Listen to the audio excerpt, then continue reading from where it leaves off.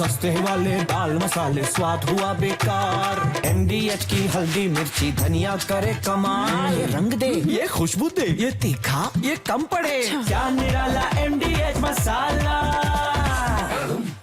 लेकिन इन्हीं सवालों के साथ सिन्हा सर आपके पास आऊं उससे पहले एक और खबर, क्योंकि ईरान इजराइल के बीच साइबर वॉर की शुरुआत हो चुकी है और इजराइल के बाद साइबर वॉर कैसे तेज हो गई है, यही बड़ी खबर है। साइबर हमलों पर ईरान इंटरनेशनल का ये दावा, युद्ध विराम के बाद इजराइल पर 450 साइबर हमले हुए हैं और ईरान के खिलाफ 10 साइबर हमले। हालांकि रिपोर्ट्स किस तरीके से बड़े दावे कर रही हैं और सवाल यही है कि मिसाइलें भले ही नहीं चल रही, लेकिन क्या साइबर वॉर की शुरुआत हो चुकी है? हालांकि दावा फिलहाल क्या किया जा रहा है उसी आधार पर एक्सपर्ट से करूं सवाल। उससे पहले ये बड़ी खबर, जहां ईरान इजराइल में सीज फायर के बाद साइबर वॉर तेज हो चुकी है। मिसाइल हमलों की जगह साइबर हमलों ने ले ली है और फियर्स ऑफ साइबर के हवाले से ईरान इंटरनेशनल का ये बहुत बड़ा दावा कि युद्ध विराम के बाद इजराइल के खिलाफ करीब 450 साइबर हमले हुए हैं और इजराइल पर साइबर हमलों में कई ईरानी हैकर्स ग्रुप भी शामिल बताए जा रहे हैं। जंग के बाद ईरान के खिलाफ इजराइल के 10 साइबर हमलों का किया जा रहा है दावा। Over to you Sinha sir.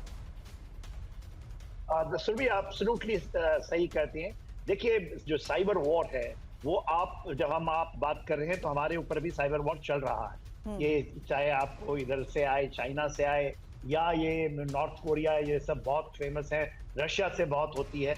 और देखिए, इजराइल के अंदर में तो क्योंकि इसमें मैन पावर की जरूरत होती है तो वो भी करता है और ईरान तो करता ही करता है। तो ये कोई बड़ी चीज नहीं है। साइबर मेन है जो शैडो वॉर। शैडो वॉर, देखिए, मोसाद के काफी लोग अभी भी ईरान के अंदर हैं और ये खबर तो उसको भी है।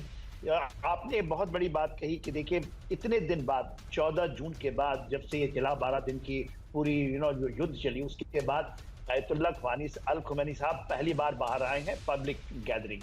उन्होंने ऐलान तो नहीं किया और जो जैसे दीपक गुरा साहब कह रहे थे, उसके पास ताकत नहीं बची है। देखिए, ये क्यों बचा हुआ है?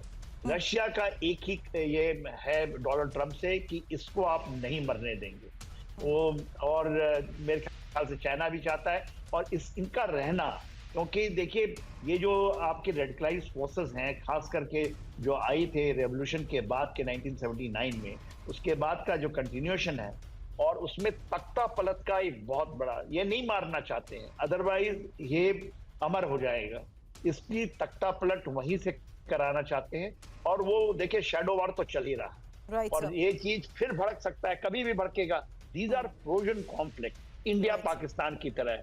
तो ये 79 से चल रहा है, मगर हाँ, काइनेटिक स्टेज अभी हुआ है और इसकी ताकत भी बढ़ रही है। ऐसा नहीं कि ईरान, उसकी मिसाइल कैपेबिलिटी क्वाइट इंप्रेसिव रही है इस बार और वो उसको बढ़ा रहा है। उसके फ्यूज जो हैं उसको चाइना से मुहैया होती हैं। रशिया उलझा हुआ है मगर कोई इसके साथ आके खड़ा नहीं होगा। और यदि न्यूक्लियर, लेकिन सर, ये सहयोग जिस तरीके से प्रोजेक्ट किया जाता है, ऐसे में ईरान किस स्तर तक आगे बढ़ सकता है, यही समझने की कोशिश भी करते हैं। लेकिन अगर दूसरे वॉर फ्रंट की बात करें तो वहां भी किस तरीके से पुतिन और ट्रंप की नाराजगी को लेकर पिछले कई दिनों से बनी ये सुर्खियां बड़ा सवाल खड़ा कर रही हैं, क्योंकि पुतिन पर भड़के ट्रंप और न्यूक्लियर वॉर की तैयारी समझना जरूरी है। लेकिन इस बीच अब महाजंग की तैयारी कैसे चीन कर रहा है, यही आज की एक और बड़ी खबर है। अब तीसरे विश्व युद्ध की तैयारी में जुटे चीन को लेकर यह बहुत बड़ा दावा, जहां दुनिया की सबसे बड़ी मिलिट्री सिटी चीन बना रहा है। बीजिंग मिलिट्री सिटी में न्यूक्लियर प्रूफ बंकर्स और पेंटागन से 10 गुना बड़ा सैन्य शहर चीन बना रहा है।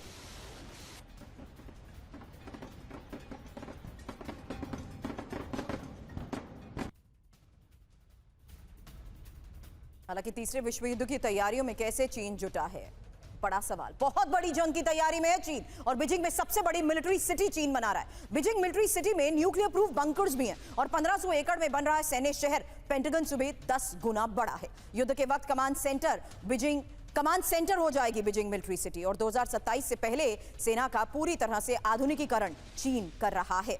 विजग्राड पोस्ट की सैटेलाइट तस्वीरों में भी बड़े दावे किए गए हैं। हालांकि सिन्हा सर, 2027 को अगर हम कोट एंड कोट करें तो ये तो ताइवान पर कब्जे का दावा किया जाता है। उससे पहले चीन का ये मिलिट्री सिटी बनाने का ऐलान, फैसला उसी बात का संकेत है क्या? देखिए, एब्सोल्युटली। देखिए, जो शी जिनपिंग ने मिलिट्री टारगेट दिया है सेंट्रल मिलिट्री कमीशन के चेयरमैन होने के नाते, वो कहते हैं कि 2027 टोटल मॉडर्नाइजेशन ऑफ जो चाइनीज आर्म फोर्सेस के पीएलए की होगी। जब हम पीएलए के बात करते हैं तो पीएलए में उनके एयरफोर्स भी आती है, उनकी नेवी भी आती है, उसके स्पेस फोर्सेस भी आते हैं, और अभी तो उन्होंने एक और भी फोर्सेस का बात कर रहे हैं, वो ड्रोन फोर्स इकट्ठा करना चाहते हैं, वो एंटी सैटेलाइट फोर्स, ये सारे जैसे हम लोग कहते थे पैरामिलिट्री के अंदर में होता था, इन्फेंट्री है, आर्टिलरी है, ये वो अब ये फोर्सेस खड़ा कर रहे हैं। तो ये कितना कामयाब होंगे वो तो देखने वाली बात है। आपने जो बहुत बड़ी बात कही 10 टाइम्स मोर देन पेंटागन, ये बड़ा इंटरेस्टिंग है। और वो बीजिंग के नीचे नीचे बना रहे हैं, वो उसके साथ साथ कहा जाता है and they are very deep inside the Beijing के आउटर स्कर्ट्स में है, और ये 10 टाइम्स बड़ा है पेंटागन से। मगर ये सब चीजें, वो सबसे बड़ा आज नेवी तो मर्ज आउट हो चुका है, पर क्या सबसे बड़ा ये करने के बाद आपको हिम्मत भी होनी चाहिए कि कुछ कर।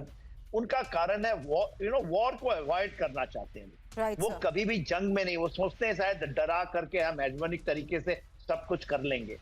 ऐसे टेस्ट तो वो आएगा जब आप कुछ करने की हैसियत रखेंगे। तो अभी 2027 बहुत दूर तो नहीं है, आने वाले समय में ऐसा दिखाई देगा कि क्या कर पाएगा। सर, क्योंकि तीसरे विश्व युद्ध की तैयारी के तहत ये बड़ा दावा किया गया है। अगली खबर भी सर उस लिहाज से, जहां यूरोप को अब तीसरे विश्व युद्ध का डर है और तीसरे विश्व युद्ध से निपटने की यूरोपियन यूनियन की तैयारी को लेकर ये खबर है।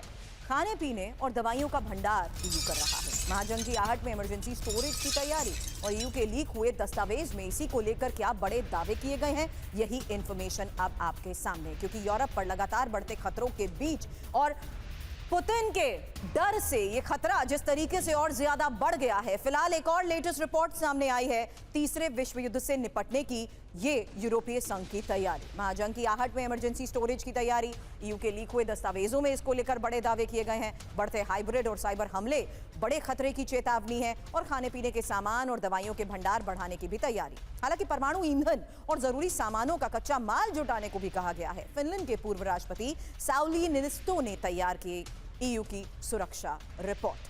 सस्ते वाले दाल मसाले स्वाद हुआ बेकार, MDH की हल्दी मिर्ची धनिया करे कमाल। ये रंग दे, ये खुशबू दे, ये तीखा, ये कम पड़े, क्या निराला MDH मसाला।